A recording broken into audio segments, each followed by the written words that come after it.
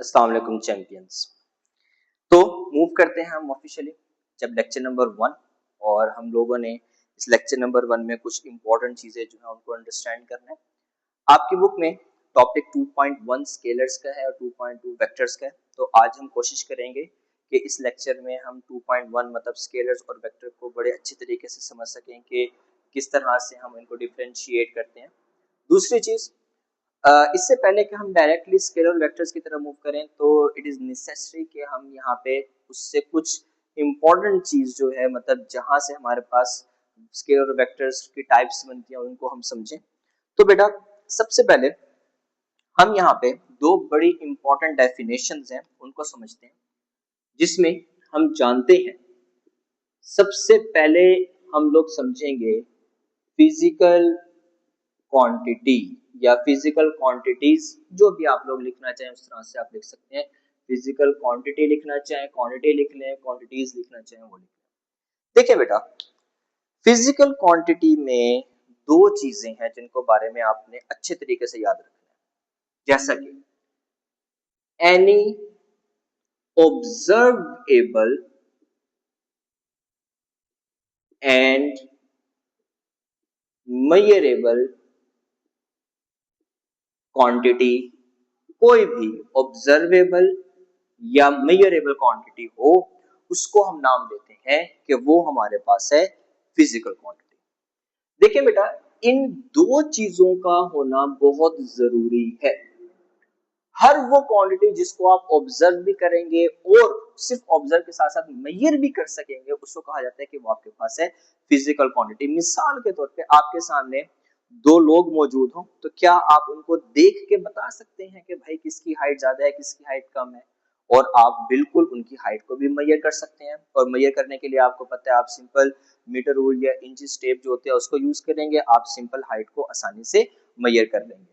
तो याद रखिएगा दो चीजों का होना जरूरी है जो कि आपके पास कौन से बनेंगी फिजिकल क्वांटिटी में, any observable and measurable quantity is known as physical quantity.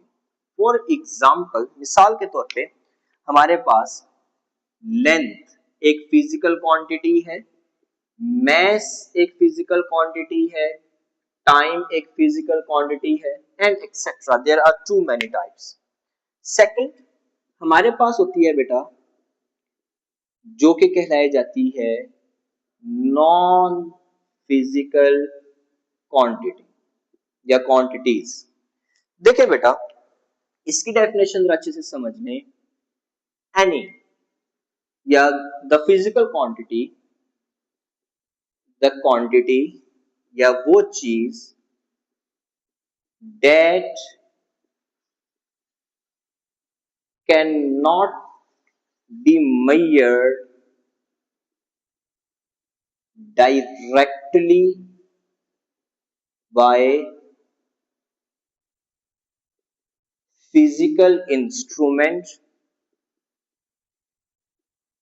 and cannot be represented in terms of physical units। उनको कहा जाता है कि ये आपके पास नॉन फिजिकल क्वांटिटीज है। मिसाल के तौर पे आप कभी ये नहीं बता सकते, मतलब आप ऑब्जर्व तो कर सकते हो किसी को देखे कि भाई ये इंसान खूबसूरत है, मगर आप कभी कभी भी उसकी उस ब्यूटी को मेजर नहीं कर सकते। इसकी परफेक्ट एग्जांपल मैं देता हूं आपको। मिसाल के तौर पे आपकी अम्मी ने आपको कहा कि बेटा जाके जरा वो कप तो लेके आना, और वो इत्तेफाक से आपकी अम्मी के जहेज का कप हुआ बड़ा बेहतरीन था जिनको उन्होंने बड़ा संभाल के रखा हुआ था। और आप एक काम करते हैं, आप लेके आते हैं और आप समहाउ वो कप जो है वो नीचे गिरता है और वो टूट गया। अब जब वो टूटेगा तो आप जब अपनी अम्मी की तरफ देखेंगे तो उनको देख के आपको पता चल जाएगा कि भाई इनको अब आ गया शदीद गुस्सा। अब उसका वो जो गुस्सा है उसको आप ऑब्जर्व तो कर सकते हो, बट कभी भी आप उसको मेजर नहीं कर सकते। तो ऐसी क्वांटिटीज को कहा जाता है कि वो आपके पास है नॉन फिजिकल क्वांटिटी, ठीक है, जिसमें आपके पास बहुत सारे एग्जांपल्स हैं, एंग्रीनेस है, ब्यूटी है, there are lot of examples, ठीक है बेटा। इसके अंदर बहुत सारी एग्जांपल्स हैं जिसके मैंने एक लिखे, आप जितने मर्जी लिखना चाहें। अब हमारा जो मकसद क्या है उसको जरा समझें। देखिए फिजिकल क्वांटिटी की अगर हम बात करें तो फिजिकल क्वांटिटीज, क्योंकि हमारा जो मकसद है वो नॉन फिजिकल को समझना नहीं है, फिजिकल क्वांटिटी को समझना है, तो हम इसी को ही आगे लेके चलेंगे। तो मैं यहाँ पर आपके बात आप समझ देता हूँ टाइप्स ऑफ फिजिकल क्वांटिटीज। तो आपके पास जो फिजिकल क्वांटिटीज होती हैं इनकी टाइप्स जरा समझ लीजिएगा। देखिए बेटा, इनकी टाइप्स दो पॉइंट्स की बेस के ऊपर एक्सप्लेन की जाती है, ठीक है। सबसे पहले आपके पास होगा on the basis of units. Units की बेस के ऊपर इसकी जो टाइप्स हैं वो मुख्तलिफ हैं। सेकंड आपके पास आता है on the basis of direction. Direction के बेस के ऊपर इनकी टाइप्स डिफरेंट है। जैसा कि अगर आप यूनिट्स की बेस के ऊपर बात करेंगे तो यूनिट्स की बेस के ऊपर हम देख लेते हैं, इसकी बेटा तीन टाइप्स बनेंगी, 1 2 एंड यहाँ पे लिख लेते हैं भाई 3। और डायरेक्शन की बेस के ऊपर इसकी टाइप्स बनेंगी 2। जब आप यूनिट्स की बेस के ऊपर बात करेंगे तो आपको पता है मैट्रिक में पढ़ के आए हैं बेस यूनिट्स, सेकंड आप पढ़ के आए हैं आपको पता है डिराइव्ड यूनिट्स, और थर्ड में आप जानते हैं supplementary units. So these three are the types of physical quantity on the basis of units. Direction की बेस के ऊपर दो टाइप्स हैं, एक को नाम दिया जाता है स्केलर क्वांटिटी। ओहो मैंने छोटी सी बात लिख दी यहाँ पे, इनको आप यूनिट्स ना कहें क्योंकि हम यहाँ पे क्वांटिटी की बात कर रहे हैं, तो इनको आप बेटा यहाँ पर अगर बेस क्वांटिटी कहें तो ये ज्यादा बेहतर होगा। बेस क्वांटिटी, ड्राइव क्वांटिटी और सप्लीमेंट्री यूनिट्स या सप्लीमेंट्री क्वांटिटी, जिस तरह से आप लेके चलना चाहिए। तो स्केलर क्वांटिटी होते हैं और दूसरी आपके पास बन जाएगी बेटा वेक्टर क्वांटिटी। तो याद रखिएगा आप लोग, जो फिजिकल क्वांटिटी की दो टाइप्स होती है डायरेक्शन की बेस के ऊपर, एक बनती है स्केलर क्वांटिटी, दूसरी बनती है वेक्टर क्वांटिटी। तो हमारा जो टास्क है आज समझने का वो यही है कि हम स्केलर और वेक्टर क्वांटिटी के बारे में डिफरेंशिएशन जो है उसको अच्छे से समझें। देखिए बेटा, हम सबसे पहले स्टार्ट करते हैं स्केलर क्वांटिटी को, कि स्केलर क्वांटिटी कौन सी क्वांटिटी होती है, जरा समझ लीजिएगा। देखिए बेटा, a physical quantity, a physical quantity that a physical quantity that completely describe by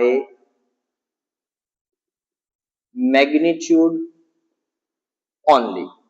बेटा ऐसी फिजिकल क्वांटिटी जिसको एक्सप्लेन करने के लिए सिर्फ और सिर्फ मैग्नीट्यूड की जरूरत हो उसको हम नाम देते हैं कि ये हमारे पास है स्केलर क्वांटिटी।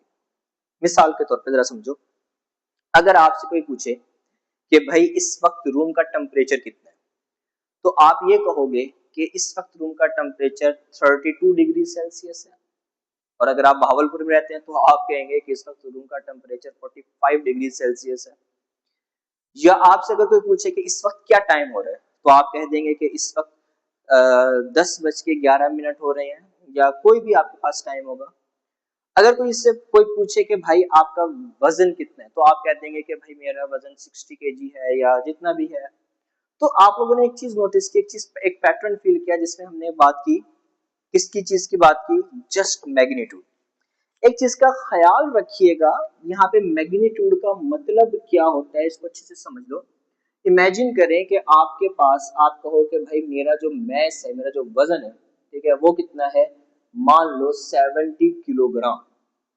तो बेटा याद रखिएगा मैग्नीट्यूड क्या चीज होगी, वो आपके पास जो न्यूमेरिक वैल्यू होगी, जो मैथमेटिकल वैल्यू होगी, वो कहलाई जाएगी कि वो आपके पास है मैग्नीट्यूड।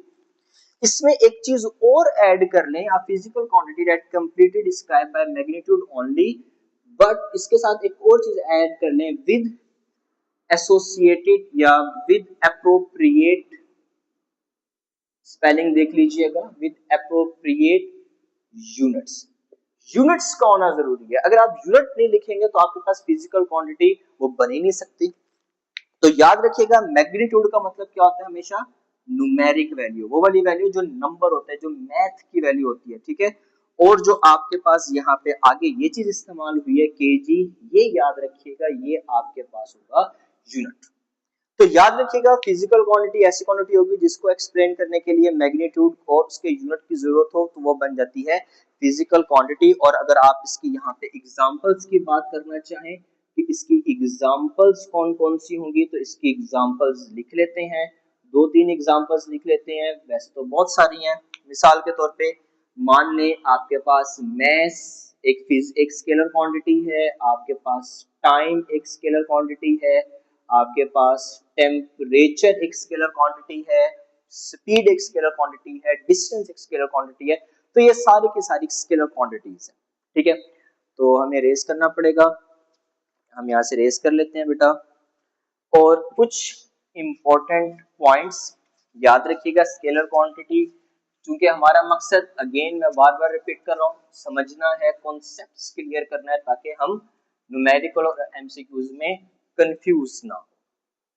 तो याद रखिएगा बेटा कुछ इंपॉर्टेंट पॉइंट्स हैं इसके, ठीक है। किसके इंपॉर्टेंट पॉइंट्स बता रहा हूं मैं, ये सारे के सारे स्केलर क्वांटिटी के, ठीक है। याद रखिएगा मैं बार बार बता रहा हूं कुछ इंपॉर्टेंट पॉइंट्स या नोट या एमसीक्यूज के हवाले से, जिस तरह से भी आप लिखना चाहिए, देखें ना, क्योंकि अगर आपके पास पेपर में शॉर्ट क्वेश्चन आता है differentiate between scalar and vector quantity, तो उस शॉर्ट क्वेश्चन में आप दो चीजें नहीं लिखोगे, आपको अगर अच्छे मार्क्स लेने हैं तो उसके लिए आपको कम से कम 4-5 चीजें डिफरेंशिएट करना पड़ेगा। इंपॉर्टेंट पॉइंट्स में सबसे पहले पॉइंट, दे आर डायरेक्शनलेस। याद रखिएगा ये डायरेक्शन लेस होती हैं, स्केलर क्वांटिटी की कोई डायरेक्शन नहीं होती। दूसरा पॉइंट बेटा, दूसरा पॉइंट याद रखिएगा, they can be added by simple arithmetic rules. हम इनको बेटा सिंपल अर्थमेटिक रूल्स के जरिए से ऐड करते हैं। बात समझ में आ गई है। स्केलर क्वांटिटी की कोई डायरेक्शन नहीं होती, स्केलर क्वांटिटीज को ऐड किस तरह से किया जाता होता है, सिंपल अर्थमेटिक रूल्स के। अर्थमेटिक रूल्स के बारे में परेशान ना हो आप, 2 + 2 = 4, these are the arithmetic rule जो आपके पास बेसिक था, ठीक है। तो बेटा यहां तक हमारे पास बात बनती है किसकी, स्केलर क्वांटिटी की, कि स्केलर क्वांटिटीज कौन सी होती हैं। अब हम आगे मूव करते हैं, जो हमारा मजेदार पोर्शन है जिसके बारे में हमने बड़ा चर्चा करनी होगी, वो हमारे पास है वेक्टर क्वांटिटी। तो वेक्टर क्वांटिटी कौन सी क्वांटिटी होगी, डेफिनेशन समझने, बड़ी मजेदार सी डेफिनेशन है। अब फिजिकल क्वांटिटी बेटा एक ऐसी physical quantity that describe that completely describe by both magnitude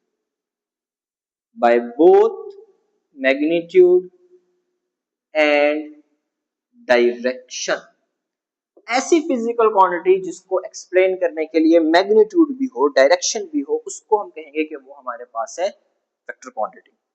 सब समझाता हूं मैं। मिसाल के तौर पे इमेजिन करें कि किस तरह से आपको एग्जांपल शो करवाई जाए।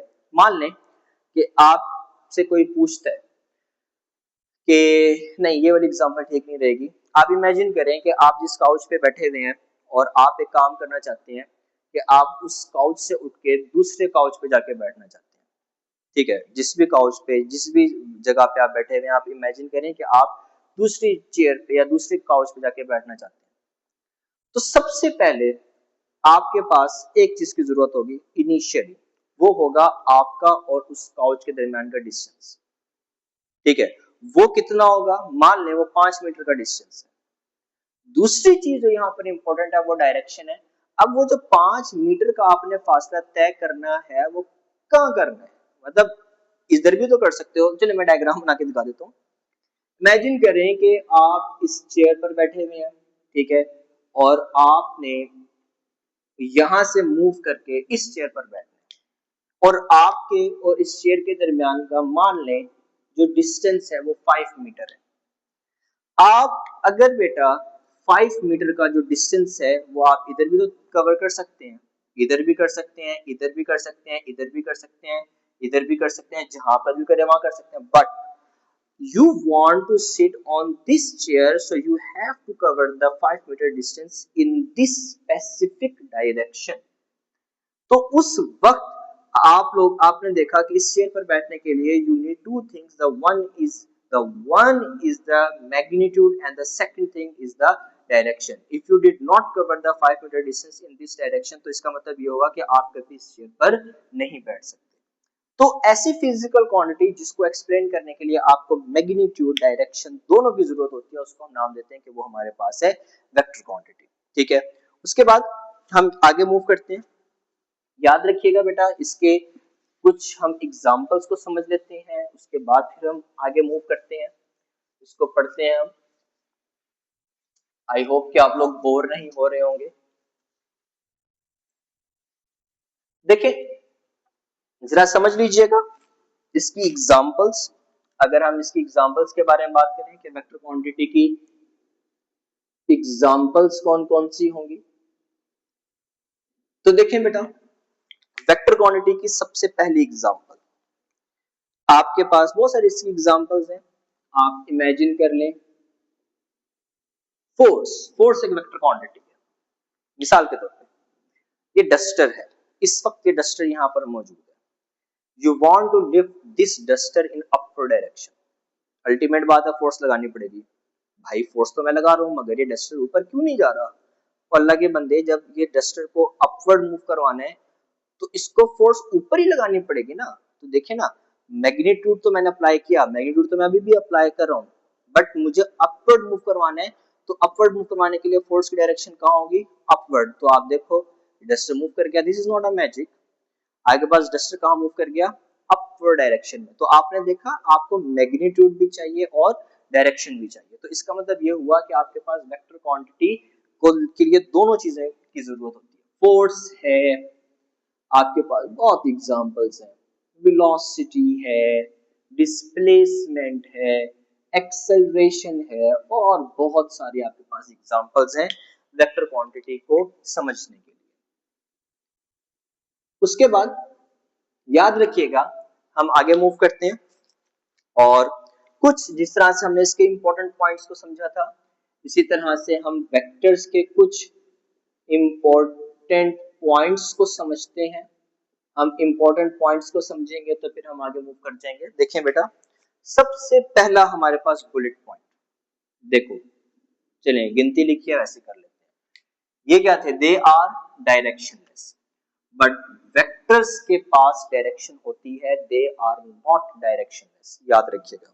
दूसरी चीज, they are added by simple arithmetic rules. तो स्केलर्स कैसे ऐड हो रहे थे, सिंपल अर्थमेटिक रूल्स के जरिए से। वेक्टर्स कभी भी सिंपल अर्थमेटिक रूल्स के जरिए से ऐड नहीं होते, याद रखिएगा। They can not be added by simple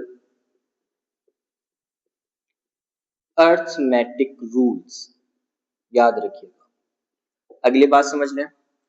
अच्छा, अगर ये अर्थमेटिक रूल्स के जरिए से ऐड ही नहीं होते तो इसका मतलब क्या है कि ये ऐड ही नहीं हो सकते, नो, ऐसा नहीं है। ये ऐड होते हैं, बट इनके ऐड करने के लिए हमारे पास जो जो रूल्स हैं वो थोड़े से डिफरेंट होते हैं, जिनको हम कहते हैं कि वो हमारे पास कैसे ऐड होते हैं, by vector addition rules. They are they are added by vector addition rules. ये कैसे ऐड होते हैं? वेक्टर एडिशन रूल्स की हेल्प से ये ऐड होते हैं, याद रखिएगा इस बात को। They are added by vector addition rules. हमारे पास तीन तरह के वेक्टर एडिशन रूल्स होते हैं, ये बात अपने माइंड में रखिएगा। हमारे पास कितने तरीके के रूल्स होते हैं? तीन तरह के रूल्स होते हैं हमारे पास, ए, बी और सी। जिसमें से सबसे पहला रूल जो है उसको हम नाम देते हैं कि वो हमारे पास है बेटा head to tail rule. Second हमारे पास कहलाया जाता होता है पैरालेलोग्राम रूल। और तीसरा हमारे पास कहलाया जाता होता है वो भी सिंपल है, जिसको हम कहते हैं सिंपल ट्राइंगल लॉ। ठीक है, जिसको हम नाम देते हैं ट्राइंगल लॉ। तो ये तीन रूल्स हैं जिनको यूज किया जाता होता है, या जो जिनकी हेल्प से हम वेक्टर्स को ऐड करते हैं, याद रखिएगा। तो आई होप कि ये पॉइंट्स जो हैं वो हमारे पास इनफ है, जिसके अंदर मैंने आपको बता दी। अब देखिए बेटा, प्रॉब्लम्स देखें, या तो हम वेक्टर्स को पढ़ते ही ना, अगर हम वेक्टर्स को पढ़ते ही ना तो हमारे लिए अगले मसाइल भी खड़े ना होते। मगर अब आपने चूंकि फिजिक्स को अच्छे तरीके से समझने का और कॉन्सेप्ट्स को क्लियर करने का फैसला कर लिया है, तो आपको यहाँ पे कुछ चीजों को एब्जॉर्ब करना पड़ेगा और चीजों को थोड़ा सा नेक्स्ट लेवल पे जाके समझना पड़ेगा और थोड़ा सा एक्स्ट्रा काम करना पड़ेगा। जी, शुरू करते हैं रिप्रेजेंटेशन ऑफ वेक्टर्स। मसला बताओ जी, मसला। ओके, बताते हैं। आप जानते हैं वेलोसिटी और स्पीड को। भाईजान, वेलोसिटी को रिप्रेजेंट करते हैं v से, स्पीड को भी रिप्रेजेंट करते हैं स्पीड से। ठीक है, स्पीड लिखा हुआ है v है, वेलोसिटी लिखा हुआ है v है। अब आती है गड़बड़। एक काम करता हूं मैं, जी जनाब, इसको रेज कर दिया मैंने। अब ये लिख दिया और ये लिख दिया। हुण तुसी मैनू बताओ, चले रहने दें, मतलब अब आप मुझे बताएं इनमें से स्पीड कौन सी है, वेलोसिटी कौन सी है? ए स्पीड है या बी स्पीड है? ए वेलोसिटी है, बी वेलोसिटी है? बता ही नहीं सकते। क्यों नहीं बता सकते? क्योंकि दोनों तो एक जैसे दिखते हैं। तो हमें कुछ ना कुछ ऐसा करना पड़ेगा, कुछ ना कुछ ऐसा समझना पड़ेगा कि जिसकी मदद से हम देख के ही फौरन से पता लगा लें कि भाई ये यहाँ पे ये चीज इस तरह से होगी, यहाँ पर ऐसे होगी। मतलब हम देख के ही पकड़ लें कि भाई ये स्पीड है, ये वेलोसिटी है। देख के पता चल जाए हमें कि भाई ये स्केलर क्वांटिटी है और ये वेक्टर क्वांटिटी है। तो इसलिए हम यहाँ पे रिप्रेजेंटेशन को समझ रहे हैं। तो रिप्रेजेंटेशन ऑफ वेक्टर में सबसे पहली रिप्रेजेंटेशन हम समझेंगे सिंबॉलिक रिप्रेजेंटेशन। सिंबॉलिक रिप्रेजेंटेशन का मतलब होता है सिंबल के जरिए से समझना। ये सिंबल्स हैं, दो तरीके हैं भाई। ठीक है, कलर भी चेंज कर लें। सबसे पहला तरीका, by putting an arrow on vectors head. समझो, मान लो आपके पास ये एक वेक्टर है, आपने काम करना है इसके हेड के ऊपर एरो लगा देना। इसका मतलब ये क्या बन गया? Vector quantity. मान लें आपके पास एक और वेक्टर है f, उसके ऊपर भी आप एरो लगा दें, ये क्या बन जाएगा? Vector quantity. अब जो स्टूडेंट्स मिस्टेक करते हैं, देखो बेटा, इसका मतलब ये नहीं है कि ये जो फोर्स है इसकी डायरेक्शन इस तरफ है। ये बहुत गलत बात है अगर आपने ऐसा सोचा। It doesn't mean this direct the force had direction in this direction, जिसको आप ईस्ट कह रहे हैं, ये गलत बात है। इसके ऊपर एरो लगाने का तो मतलब मकसद सिर्फ ये है, ये बताना कि भाई ये वेक्टर क्वांटिटी है, इसका इससे ताल्लुक नहीं है कि इसकी डायरेक्शन किस तरफ है और किस तरफ नहीं है। ठीक है भाई, इसका तो मतलब सिर्फ ये बताना है कि इसकी डायरेक्शन है, कहाँ है वो बाद में आप खुद बताओगे तो उसको कि भाई इसकी डायरेक्शन यहाँ पे है। इसका मतलब हरगिज ये नहीं है कि इसकी डायरेक्शन इस तरफ है, ये गलती नहीं करनी। अच्छा, कुछ अल्लाह के वली ऐसे भी होते हैं जो इसको यूं लगा देते हैं, ये बिल्कुल गलत बात है।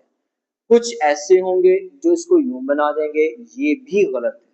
तो इस तरह से आपने परफॉर्म नहीं करना, ये गलत नोटेशंस हैं आपके पास। हाँ, मैथमेटिक्स में है कि आप इस तरह से कर दो या इस तरह से कर दो, वो मैथमेटिक्स के अंदर है, बट उसके अंदर हम नहीं जा रहे हैं, हम अपने अपने सिलेबस के अकॉर्डिंग ही रह रहे हैं। तो उनके लिए ये दो चीजें हैं और यही दो दुरुस्त बातें हैं, इस तरह से करेंगे तो ये गलत हो जाएगा।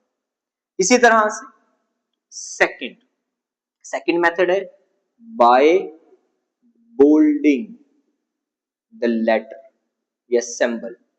आप सिंबल को क्या कर दें, बोल्ड, जैसा कि ये ए है, आप इस तरह से इसको बोल्ड कर दें। अगर आप बोल्ड करेंगे तो ये भी कहलाया जाएगा कि आपके पास एक वेक्टर क्वांटिटी है। इस तरह से आप इसको भी बोल्ड कर दें तो ये भी कहलाया जाएगा कि आपके पास एक वेक्टर क्वांटिटी है।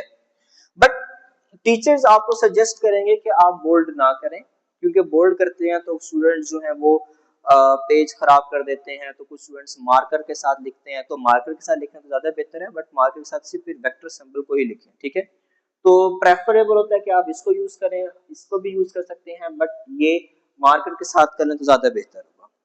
अच्छा, दूसरी चीज, एक हमारे पास सिंबॉलिक रिप्रेजेंटेशन होगी, इसकी सेकंड रिप्रेजेंटेशन जो है उसको भी हम देख लेते हैं। वो भी कोई मुश्किल नहीं है, हमारे पास बहुत आसान है। सेकंड एक्सप्लेनेशन या सेकंड जो है वो हमारे पास सिंबॉलिक है, फर्स्ट सिंबॉलिक है, सेकंड हमारे पास है बेटा ग्राफिकल रिप्रेजेंटेशन। ठीक है, ग्राफिकल रिप्रेजेंटेशन। बेटा वेक्टर को ग्राफिकली भी रिप्रेजेंट किया जाता है। ग्राफिकली कैसे रिप्रेजेंट करेंगे, ग्राफिकली हम रिप्रेजेंट करेंगे वेक्टर को एरो के साथ।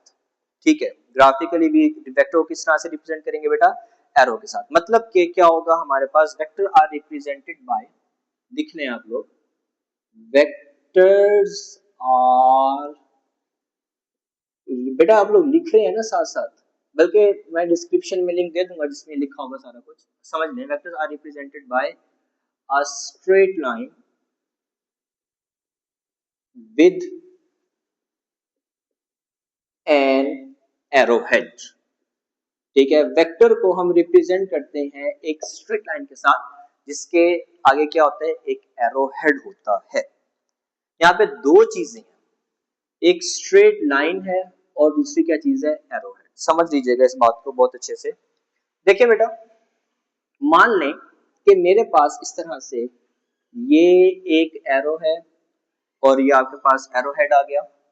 ठीक है, अब यहाँ पे दो बातों में कंफ्यूज नहीं होना। सबसे पहले तो सपोज करें कि ये वेक्टर ए है, तो ये मेरे पास वेक्टर ए आ गया। अब अगली बात को समझें, यहाँ पे दो चीजें होंगी। जो ये है जहां पे आपके पास एरो बना हुआ है, इसको हम नाम देते हैं हेड, और जो यहाँ पे ये जो पोर्शन है इसको हम नाम दिया करते हैं कि ये आपके पास है टेल। तो ये एक हेड हो गया और ये आपके पास आ गई टेल। आगे हम हेड टू टेल रूल जब पढ़ेंगे तो हम इसको डिस्कस करेंगे। अब यहाँ पे दो चीजें हैं बेटा, इसमें बिल्कुल भी कंफ्यूज नहीं होना। एक आपके पास लेंथ होती है और दूसरा आपके पास होगा एरो हेड। देखिए बेटा, जो लेंथ है वो हमेशा रिप्रेजेंट करेगी हमें मैग्नीट्यूड के, जो वेक्टर है उसका मैग्नीट्यूड कितना है, और जो एरो हेड होगा वो हमें रिप्रेजेंट करेगा किस चीज को, भला डायरेक्शन को। समझाता हूं, समझे कैसे। मिसाल के तौर पे इमेजिन करें कि आपके पास, आपने एक ऑब्जेक्ट के ऊपर फोर्स लगाई और उस फोर्स की मैग्नीट्यूड आपके पास कितने, 5 न्यूटन। मेरे अकॉर्डिंग ये डायरेक्शन बनती है ईस्ट। ठीक है, अब क्या हुआ जरा समझेंगे इस बात को। मैंने काम किया, मतलब एक और बंदा है उसने फोर्स लगाई, बट अब आपके सामने यहाँ पे एरो की लेंथ आप देखो तो इस वाली लेंथ के मुकाबले में वो ज्यादा है। तो अब इसका मतलब ये हुआ कि अल्टीमेट बात है, अगर इसकी लेंथ ज्यादा है तो अल्टीमेट बात है, 100% बात है, इसकी जो मैग्नीट्यूड होगी, मतलब जो सेकंड पर्सन ने जो फोर्स लगाई है बेटा, उसकी मैग्नीट्यूड 100% बात है ज्यादा होगी। तो जितनी लंबी लेंथ होगी आपके पास बेटा, याद रखिएगा मैग्नीट्यूड उतना ही ज्यादा। बट यहाँ पर हमने डायरेक्शन को चेंज नहीं किया, तो इसलिए यहाँ पर अगर ईस्ट है तो मान लें कि ईस्ट की डायरेक्शन है, ठीक है। इसी तरह से अगर आप कोई और कह दें कि भाई किसी और ने फोर्स लगाई या डिस्प्लेसमेंट कवर किया, इमेजिन करें डाउनवर्ड डायरेक्शन में, तो फिर आपके पास डायरेक्शन इस तरह से आ सकती है। बट दो बातों में ख्याल रखिएगा, जितना बड़ा वेक्टर होगा मैग्नीट्यूड उतनी ज्यादा, मतलब लेंथ जितनी बड़ी, और जो एरो होगा, ये जो चीज है, ये बेटा याद रखिएगा रिप्रेजेंट करेगा किस चीज को, डायरेक्शन को, ठीक है। तो यहां तक हमारे पास बेटा कंप्लीट होता है, जिसके अंदर हम लोगों ने स्केलर्स को डिस्कस किया, हम लोगों ने वेक्टर्स को डिस्कस किया, वेक्टर में हम लोगों ने प्रॉपर इसकी रिप्रेजेंटेशंस भी देख ली हैं, एग्जांपल्स भी देख लिया है, ये तमाम चीजों को ऑब्जर्व कर लिया है। तो पेपर के हवाले से बेटा इसके अंदर से एक क्वेश्चन आता है बड़ा इंपॉर्टेंट, जो कि हमारे पास होता है, differentiate between scalar and vectors. तो जब भी वो आपके पास क्वेश्चन आएगा, तो जो मैंने पॉइंट्स लिखवाए हैं आप लोगों को, वो पॉइंट्स को पैरेलल आप लोगों ने लिखना होगा, और मैं बाकी जो डिस्क्रिप्शन में लिंक शेयर कर दूंगा, जिसमें आपके पास प्रॉपर इसके नोट्स होंगे, जिस तरह से आप लोगों ने इसको याद करना है। ठीक है बेटा, अल्लाह हाफिज, मिलते हैं इंशाल्लाह नेक्स्ट वीडियो में। Thank you.